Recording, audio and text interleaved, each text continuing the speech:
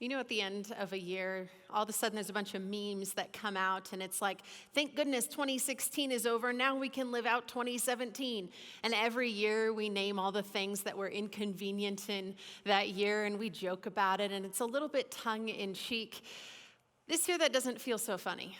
This year, thank goodness 2020 is over, doesn't quite have the same feelings that it's had in the past. If we're honest, 2020 was a year that's going to go down in history books, and not for the good that happened. 2020 was a mess. In fact, I've heard it described as a dumpster fire. 2020 was difficult. You know, we started the year out, and there was a pandemic, and it was bizarre. We had never experienced something like that in our lifetime, and all of a sudden we're being locked down, and it was uncertain, and we were unaware of what to do. Then lockdown continued, and pretty soon they're starting to lift some restrictions, and we're trying to figure out how to live in this new hybrid world. All the while, kids are in school and out of school and in school and out of school. There's a whole generation of seniors who didn't get graduation and prom. It was weird. And then from there, we go to a season where racial tension came to the surface in a way that it hadn't before, and the country had to wrestle in the middle of it. And then you continue on in the year, and politics became the highlight on every newsreel because it was unreal. This year has been bizarre, to say the least. On top of that, this coronavirus has led to debates on masks and no masks, and whether we can get along and disagree. It's been tough.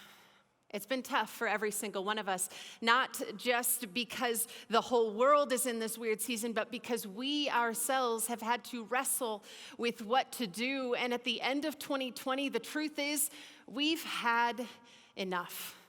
We've had enough. It's been enough. I'm done with the chaos of 2020. So those cute little memes that joke about last year, they're not cute. I'm done with 2020.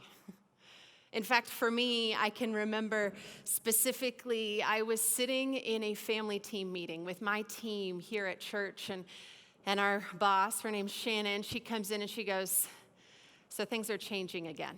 Right? We had launched programming in the fall, and we're social distancing and doing ministry with masks, which was never my hope or desire. And then in November, she sits us down and says, we're going backwards. Pretty soon we're in orange and then in red, and things are just falling apart. And I remember sitting in that meeting, and I didn't know what to do. I was so mad, and yet at the same time I was so sad, and I was frustrated, and I was confused. And I remember sitting in that room wondering if I should be screaming or if I should be crying. But the truth is, I couldn't do either one because I was tired. And I think that's my word for 2020. 2020 was exhausting. And in the past, you know, you're tired because you're doing a lot of activities and you're working hard, and it's almost a point of pride to be able to say, yes, I'm tired because I do a lot. But 2020 introduced a new form of tired where I don't even know how to emotionally react to things anymore. I don't even know how to prepare for what's in front of me. And honestly, it felt pretty hopeless throughout the entire year. Now, don't get me wrong, it was a little bit of fun in March and April when we got to explore new ways of doing things. And we were playing Jackbox party packs online with students, and we were live streaming, and it was exciting. And then things changed and changed and changed. I'd had enough. 2020 is the year that it was just enough. We're over it. The problem is we're now looking at 2021, and some of us have a glimmer of hope that maybe this year will be different, and then the rest of us have this glimmer of this isn't going to change. In fact, it's probably going to get worse. And we don't know how to sit in the middle of this tension. Over the last several weeks, we've been talking about Jesus and the birth of Jesus, right? Christmas, this season of joy and happiness. We've been looking through this book of Luke and trying to find some of this sense of wonder again, even though the world has been in chaos. And it's interesting because right after Jesus is born, in most accounts of his life, we just skip to his adult years. But in Luke, we get a glimmer of his life for just a few moments of him as a child. And that's what I want to look at today. We're going to be introduced to someone who got to meet baby Jesus, and it changed her life forever. You see, right after baby Jesus was born, about a week and a day later, he's brought into the temple, and he has to go through different Jewish customs in order to become the Jewish man he's going to be. And it's really exciting, and it's part of their faith journey. It's really good. And so he's in the temple, and he meets this guy named Simeon, and Simeon has this aha moment that this is Jesus. And then Anna passes by. It's just really quick, just 3 verses that are easy to just miss. But it starts in Luke chapter 2 in verse 36. It says, "And there was a prophetess, Anna, the daughter of Penuel, of the tribe of Asher. She was advanced in years, having lived with her husband 7 years from when she was a virgin, and then as a widow until she was 84. So we get introduced to this woman. Her name is Anna, and she's a prophetess. Now, there have been women who are prophets. Prophets are people who speak the message of God, who have some insight into what God wants people to hear and know. And there have been women who have played this role in the past, but this was different. You see, and before Anna's day, God had been silent for hundreds of years. The Israelite people, God's people, decided they didn't want God, and God said, then I won't speak until you're ready. All the while, God knew he was ready to send Jesus. All the while, God's still active and working and in the middle of it. But to the people of Israel, they look at the hundreds of years, and God had been silent, and so there wasn't a need for a prophet, let alone a prophetess. And here they are in this season of going, I'm tired. We've had enough. Like, this is it. Like, it's just silence. And then there's this woman who comes onto the scene, and it's brilliant that a woman is going to introduce Jesus to the world, because at the end of Jesus' life, when he dies and raises again, it's going to be women that step onto the scene to bring the message of hope. But this woman in particular had a unique story. She got married probably young. Most would say around 12 if we're using conservative numbers. And she would have been married for about 7 years, and then her husband died. So she's 19-ish years old. And for a woman in this season, there wasn't much she could do to provide for herself. You either had to rely on your husband's family to take care of you, or you turn to things that are less than desirable to keep yourself afloat, because she couldn't run a business, couldn't work at Target, couldn't do anything to keep herself afloat. She was pretty tired and lost and alone. And the crazy thing is, it says it's been 84 years. And some people believe it was until she was 84, but most believe she had been a widow for 84 years, which she is now over 100 years old, working in the temple. This woman who has lived the history of Israel with God's silence, has watched her husband die, and is now sitting here 84 years later. She's had enough. Her world has been tough. She has seen loss and pain. She has seen brokenness. And she's tired. You see, I think she experiences what we have experienced in 1 year for 84 years, let alone her people have experienced loss for hundreds of years. It just feels hopeless. You know, 2020 brings up that hopelessness for us. 2020 makes us wonder, now what? What comes next? But I wonder if we just took a moment in 2020 and we stopped and we said, let's look at the year. Let's process it. Let's feel the loss. Let's carry that loss and actually mourn, because when we mourn, we make room for growth. What if we took the pain of that season and said, yes, for this season, it has been hard, but I'm going to acknowledge it? What if we stop and we say, yeah, I lost my Northern Ireland mission trip with high school students. Yes, I lost being able to be with my family in the way that I wanted to over the holidays. Yes, I lost the normalcy of going on road trips. I even lost being able to go to the gym for seasons at a time or going to the movies, and I love both of those things. What if we just took a moment and we said, yes, 2020 was tough, and we stop and we think about the desperation that we have felt over the last year. Even if it wasn't the worst year of your life, just pause and put it before God and say, yes, this is my reality. Pain is real. Loss is real. Being frustrated about 2020 and the world that we lived in is real.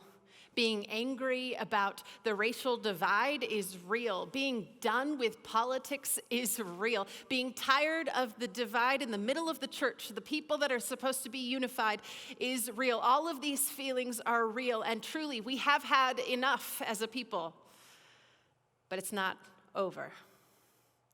In fact, 2021, while it may not look a whole lot different than 2020, I can't tell you, it does remind us that there is new. It also reminds us that God is enough. In fact, God is so enough for us that we can trust that as we step into 2021, things will be okay because God was already with us all the way through 2020. We go back to Anna, who is sitting in the middle of being alive for 100+ years and really seeing and witnessing and being privy to stories of loss and pain and frustration, not to mention generations of her people being lost and frustrated that God is not speaking. And yet, in the middle of the moments we are most frustrated, when everything is taken from us, what is left is God. And God is enough. We go to Anna and we finish just these little verses. It says, Anna, did not depart from the temple, worshiping with fasting and prayer night and day. And coming up at the very hour, she began to give thanks to God and to speak of him to all who were waiting for the redemption of Jerusalem. You see, there's an interesting moment happening right here where Anna is in the middle of her temple duties, doing what she does every day. She, in fact, probably lives somewhere in the temple or in the apartments that are on the outskirts. Some people think she maybe lived in the city and came in every day to do temple work, to clean, to prepare. And every day she was committed to prayer and to worship and to praise and to fasting. And every day she joined with a group of believers and people who said yes to God, and she was invested.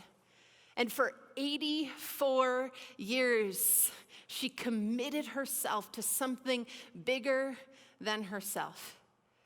And as she's doing her day in and day out activities, something incredible happens.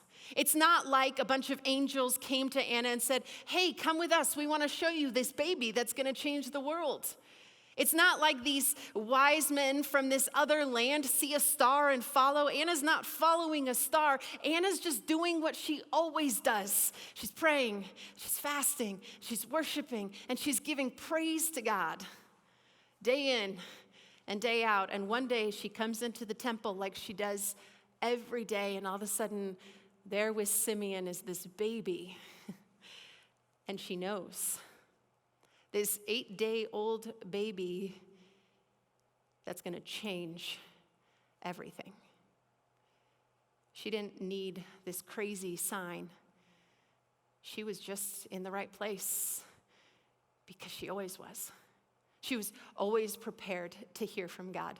She was always prepared to see what God was doing. And because she was in these rhythms of being in tune with who God was, when God showed up in her world, she knew exactly who he was. She sees a baby who has done nothing for the world yet and knows, because she's so in tune with who God is, that she recognizes his son in front of her, the Messiah. And Messiah is this word, Savior. And she knew this guy, this baby, is going to rescue not just me, not just my people that have not heard from God for generations, but the entire world. And what blows my mind is that in the middle of all of this, in the middle of her feeling and experiencing all sorts of pain and loss, in the middle of her watching generations of people not hear from God, in the middle of all of this, she probably wouldn't live to see Jesus actually carry out the act of rescuing humanity, and yet she celebrated. She didn't even have the final answer, and yet she knew that God was enough. But here's the problem. We know the story of baby Jesus. We've heard it since we were kids. Whether you've been in church or not, the story of baby Jesus is plastered everywhere around Christmas time. We, in fact, know that this baby would grow up to be a man, and this man would go to the cross after living a perfect life and carry our mess with him onto that cross and die on the cross and then raise back to life. We know the whole story. We have the whole narrative. And yet, for us, this whole narrative still hasn't changed everything for us. She knew just by looking at a baby. I wonder if 2020 was a reminder that we already have enough. We lost the things that we knew, that we held on to, the things that helped us stay rooted, and it made us pause and ask questions about, who am I? Where do I fit in this world? Where does God fit into my life? And maybe 2020 was actually an opportunity to remove distractions and live the life that Anna did, where day after day after day, she was committed to prayer and worship and giving thanks and praise. You see, when she had nothing, she turned to God. Maybe it's time for us, as we're looking to 2021, as we look at having nothing, for certain, nothing set, it's time for us to lay those things down and to pick up worship and prayer and praise and thanksgiving and fasting, and to step into 2021 and go, no matter what comes my way, it's okay because I know the end of the story. The end of the story is that that baby that was 8 days old has already rescued me. It's okay because at the end of the day, God has always been and will always be enough for me. If he was enough for Anna, and Anna wouldn't even see him come to the age where he could die for us, then maybe we can hold on knowing that Jesus has already done the work and we are already saved. And no matter what comes in 2021, it doesn't matter because God's got this. God is enough. Yeah, we've had enough. It's over, but he knows how to turn our I've had enough into, don't worry, kid, I've got this with you. So yes, I don't know what 2021 is going to bring. Could be better, could be worse, could be exactly the same for an entire year. But what I want for us is I want us to hold on to the spirit of Anna and recognize that when we commit to staying strong in God and we keep our eyes up, we will begin to recognize all the things he's doing around us because he's always doing things around us. Now that we've seen a world where our distractions are removed and our eyes have been lifted, we can see where God is moving. But it requires something of us. In 2021, it's the year that we get to put down our distractions on our own and say, I'm going to commit to look for God. And that takes rhythms of prayer and worship and praise and thanksgiving and fasting. So here's my question for you. And this isn't about New Year's resolutions, but what habit will help you see that God is enough? Not to feel guilty in a month when we don't do it anymore, but to become the people that in the middle of loss, in the middle of generations of silence from God, in the middle of feeling like you're not even sure if God's there, in the middle of pain and loss, if we step up and we say, okay, I'm all in, God, let's do this, and we begin to match those rhythms, and we begin to invest our lives in Him, we begin to be committed to church. And I'm not talking Eastern Hills or a building, I'm talking the people of God who have the message of hope, because Jesus not only came as a baby, but He came to die and raise again in order for us to have the hope that we need. We get to be the church every single day. But what habit will help you kind of remember to look up? Because one day there might be a baby that walks into a space and you recognize what God's up to. Maybe you'll be at a grocery store and someone will walk by that you've been praying for. They've been on your heart and you know you have the message of hope they need. Maybe when our eyes are up and we're already in rhythm with God, we'll be able to see that He's calling us to do some amazing things in our cities, in our homes, in our schools, regardless of what restrictions are in place or what life looks like. When we keep our eyes up and we are in sync with who God is, we have an opportunity to experience the full glory of God that has already been lived out, because God is enough.